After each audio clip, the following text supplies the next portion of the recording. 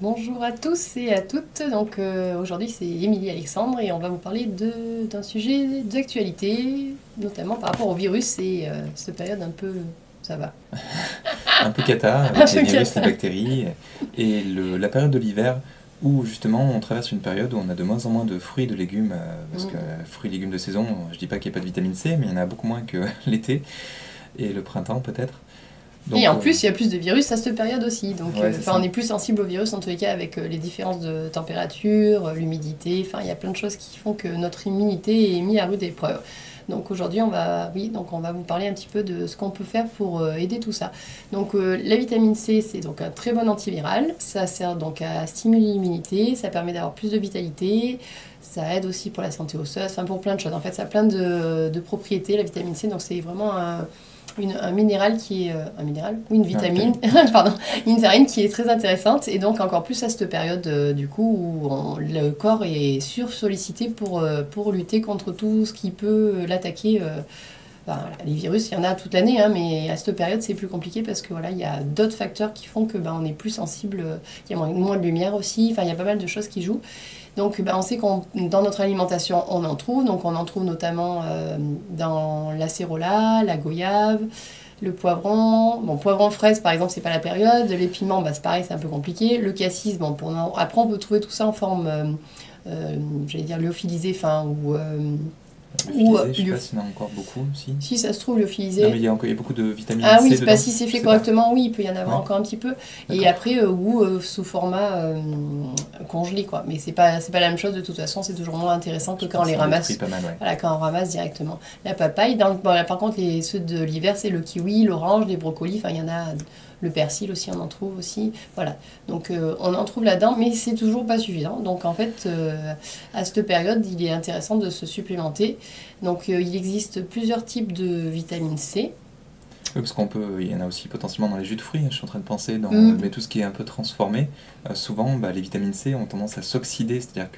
qu'elles disparaissent. Euh, Selon le processus utilisé de toute façon, et puis oui, s'oxyder, de toute façon, dans le temps, en fait, progressivement, la vitamine C, elle va disparaître c'est ça. progressivement du produit. Donc de toute façon, il y en a toujours moins Et puis, que ce bon, qu'on il faut pense. dire qu'avec nos sols qui sont de plus en plus pauvres, Aussi. c'est pour ça que souvent c'est intéressant de se complémenter et bien se complémenter, parce qu'il y a complément alimentaire et complément alimentaire, Mm, hein. mm, mm, mm. Notamment dans les vitamines, on trouve un petit peu de tout, mais il peut y avoir aussi des choses qui sont rajoutées dans les vitamines et qui sont pas forcément bonnes pour la santé. Donc, donc la vitamine C, les recommandations sont souvent très faibles par quantité par jour en fait. Donc ce qu'il faut savoir, c'est que c'est une vitamine qui reste pas forcément très longtemps dans le corps. Donc elle va être utilisée rapidement et elle va être éliminée rapidement. Donc en fait, il est plus intéressant de fractionner sa prise de vitamine C. En prendre par exemple, si on va en prendre 1 gramme, on peut en prendre jusqu'à 1 gramme, voire même plus en fait. Donc on peut prendre 500 grammes par exemple le matin, 500 grammes à midi. Enfin voilà, fractionner dans la journée, ça va permettre au corps d'avoir vraiment cette biodisponibilité, enfin, cette disponibilité de la vitamine C, que ça ne parte pas aux toilettes en fait. Après, il existe la vitamine C liposomale. Donc ça, c'est une vitamine C qui est encapsulée à l'intérieur d'un corps gras. Donc ça permet en fait à ce que la vitamine C soit libérée progressivement dans le corps. Donc ça peut être aussi intéressant pour en prendre une quantité et pas, si on ne veut pas réfléchir trop, à en prendre plusieurs fois dans la journée. Et puis du coup, ça permet une libération progressive dans le corps. Donc en prévention, on peut en prendre jusqu'à entre 500 mg et 2 grammes. Donc ça, c'est vraiment ce que je dis là, c'est des recommandations c'est les recommandations que moi j'ai entendues, qui sont sans danger, parce qu'en fait, voilà, il y a toujours un côté, mais c'est dangereux d'en prendre autant, qu'est-ce que ça va faire? En fait, non, il n'y a pas de danger. Et donc, à cette période où justement le corps est plus sollicité, plus il va avoir la disponibilité de cette vitamine C, plus il sera efficace en fait en termes d'immunité. Donc ça c'est en prévention, hein. Et là où c'est le plus impressionnant, en fait, c'est quand on est malade. En fait, si on prend une grande quantité de vitamine C, ça va être vraiment très efficace contre les virus et contre les bactéries. Donc là, les dosages, c'est beaucoup plus que ce que j'ai dit, même ça peut être en dessus de 2 grammes. Et donc là, ça va un peu, pareil, on va le fractionner dans la journée. Et là, si on fait sur 2 3 jours, par exemple, si on a par exemple un rhume, un truc qui passe pas, ou voilà, on va se rendre compte assez rapidement des effets de la vitamine C. Parce que du coup, on va s'en sortir plus facilement et plus rapidement que si on n'avait rien fait. Ou Alors pris très peu en quantité, quoi. c'est aussi un boostant la vitamine C, il me semble. C'est Mm. peut-être alors peut-être à éviter le soir si Oui, vous êtes réactif oui, c'est vrai, avec il la y a ça vitamine aussi. C. Ouais. Mais sinon, oui, on peut fractionner le matin, le midi, ou peut-être aux 4 heures après avoir. Et voilà. Et la seule contre-indication par rapport à ces grands dosages ce gros dosage d'un coup, enfin ponctuel, on va dire. Ah, ponctuel, c'est les personnes qui ont des problèmes rénaux, parce que du coup, ça a beaucoup sollicité les reins pour éliminer ce que le corps n'a pas utilisé. Donc ça marche très bien pour sortir d'une maladie qui traîne. Alors après, ce qui est très important, c'est la qualité de la vitamine C. Parce qu'en fait, en vitamine C, on trouve tout et surtout n'importe quoi en fait. Donc voilà, tout ce qui est vitamine C déjà synthétique, donc je sais plus comment elle s'appelle. Je sais plus. Bon, bref, souvent celles qu'on trouve en magasin, en pharmacie. Parce que voilà, il y a des gens qui disent j'ai pris la vitamine C, ça m'a rien fait du tout. Bah forcément, déjà il faut voir le dosage, les composants dedans, parce que les 3 quarts du temps, le premier composant qu'on trouve dans une vitamine C, c'est le sucre en fait. Donc ça veut dire qu'il y a beaucoup de sucre et très peu de vitamine C. Et la quantité qu'il y a réellement de vitamine C. Donc moi par exemple, pour la petite histoire, moi j'ai acheté ça, voilà, on voit super 1000 mg. On se dit ah cool, je prends donc là, c'est des petits cachets, comment on appelle ça, des petites, des cachets à croquer en fait. On croque ça, on se dit j'en prends, là c'est la moitié, mais j'en prends un entier, c'est cool, j'ai 1000 mg de vitamine C. Donc on se dit c'est super, c'est le rapport qualité-prix.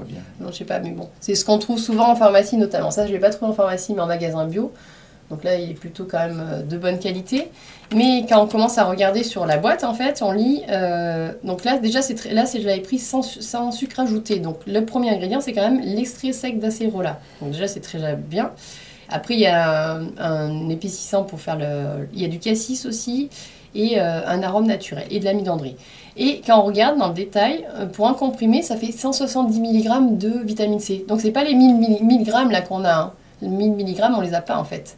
Donc ça veut dire qu'on prend un cachet, ça fait 170 mg. Donc on est loin des 1 g ou des 500 mg. Donc ça c'est important de bien regarder en fait sur la liste des ingrédients pour voir vraiment les quantités qui sont présentes dans le produit en fait. Voilà. Donc après, on peut aussi la prendre, parce que la forme, ça n'a pas tellement d'importance. Ça peut être en gélule, ça peut être en poudre, ça peut être pareil en cachet. Et après, ce qui est important, c'est de regarder les dosages et le type de vitamine C. Donc il y a plusieurs formes de vitamine C. Donc ça peut être... l'acide ascorbique, des fruits bio, donc comme l'acérola, la calicée, l'estercée, la palmitate d'ascorbite, la vitamine C liposomale. Et voilà, donc en fait, ça peut être ces formes-là sont des bonnes formes de vitamine C qui seront bien assimilées par le corps parce qu'elles sont naturelles en fait. Alors que une vitamine C synthétique, alors je sais plus, il y a un truc en plus, on sait que c'est synthétique parce qu'il y a, je me rappelle plus ce que c'est d'ailleurs, mais bon voilà. Ces formes-là, vous êtes sûr que c'est quelque chose qui va être assimilé par votre corps et qui sera utile à votre corps. Parce que quand c'est synthétique, souvent le corps il connaît pas et donc c'est pas traité comme quelque chose qui va lui être utile en fait. Oui, ça va être éliminé avant d'avoir pu être absorbé. Voilà, donc il va y avoir une toute petite action qui sera vraiment minime par rapport à de la vraie vitamine C, quoi. Donc voilà. Donc souvent en fait on nous donne des dosages de vitamine C, mais qui sont vraiment fortement sous-dosés par rapport à ce qu'on peut prendre réellement.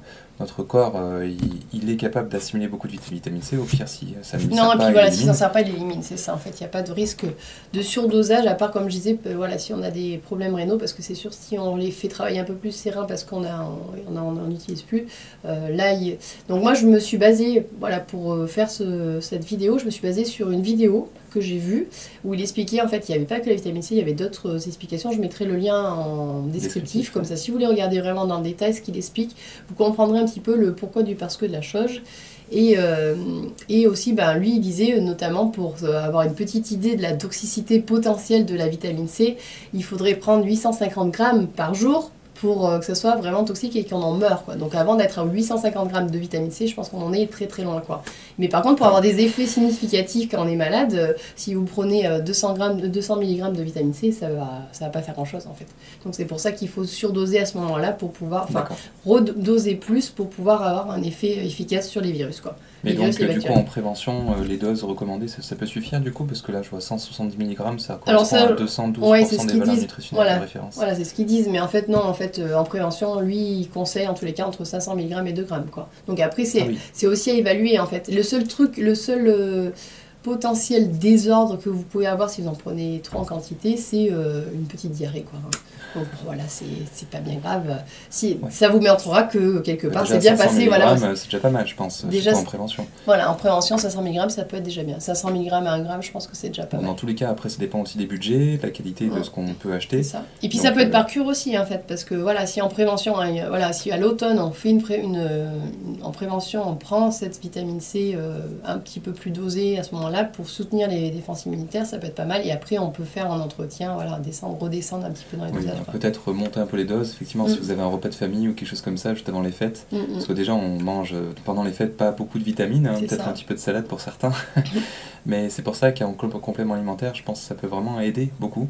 Et ne pas tomber malade, c'est le mieux, c'est-à-dire faire de la prévention plutôt qu'une fois qu'on est malade. J'avais même entendu une fois certains qui essaient de soigner le cancer, je crois, avec la vitamine C, avec un surdosage, du coup, alors surdosage par rapport à ce qu'on prend d'habitude. Et ben lui, dans sa vidéo, il explique qu'en fait, il y a... Parce que ça, c'est basé sur des études scientifiques, hein, il y a tout un référencement. Lui, il a écrit un livre très intéressant avec des références scientifiques, hein, c'est basé sur c'est du concret, c'est pas le monsieur qui raconte n'importe quoi. Voilà. Et du coup, il disait que ils s'en sont rendus compte que c'était très efficace, parce qu'ils ont utilisé, eux, des injections de vitamine C carrément. Ah oui. Donc du coup, c'était vraiment, je sais plus pour quelle pathologie, il a fait ça et il s'est rendu compte que ça marchait vraiment super bien, quoi. D'accord. C'est un peu voilà, le cas qui a fait que... Après, il y a eu plein d'autres études là-dessus, hein, sur la vitamine C, c'est quand même une vitamine qui a été plus ou moins très étudiée, quoi. D'accord. Donc, du coup, donc là, on fait un peu plus le focus sur la vitamine C, mais après, c'est un ensemble. Hein, c'est-à-dire que pour éviter de tomber malade, il y a l'hygiène de vie qui est derrière, il y a le fait de faire des détox de temps en temps, de prendre soin de son corps, tout simplement, hein, pour qu'il soit plus efficace contre les maladies potentielles. Et puis si une fois que voilà, on attrape la maladie, par contre, c'est une possibilité effectivement pour s'en sortir plus rapidement. Pour aider le corps à activer encore mieux ses défenses immunitaires et faire le travail qu'il fait habituellement. Hein. Mais quand on est fatigué, qu'on est voilà, en plus voilà, le climat joue beaucoup là-dessus. Donc c'est vrai que quand il fait pas beau, qu'il y a moins de soleil, etc., on a aussi moins de vitamine D, moins d'énergie naturellement. Enfin, il y a tout un ensemble qui fait que c'est plus compliqué de s'en sortir, quoi. Donc après, pareil, on mettra dans le descriptif de la vidéo aussi une vidéo qu'on avait pu faire ensemble, qui parlait des compléments alimentaires qui étaient préconisés justement pour toute la période hivernale, parce que justement, il y a d'autres compléments qui permettent d'aider aussi notre immunité et à éviter de tomber malade tout simplement. Donc il vaut mieux la prévention, hein. C'est vrai que c'est peut-être ce qui est le moins coûteux en termes de forme, de maladie, etc.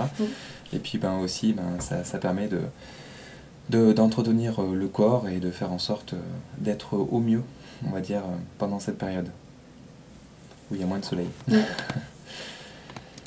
Voilà. Donc après, je pense qu'on a fait un peu le tour. Ouais, je pense qu'on a fait un... Puis si vous avez des questions sur comment choisir votre vitamine C, enfin voilà, vous pouvez mettre un commentaire ou me poser la question directement, soit par mail, soit...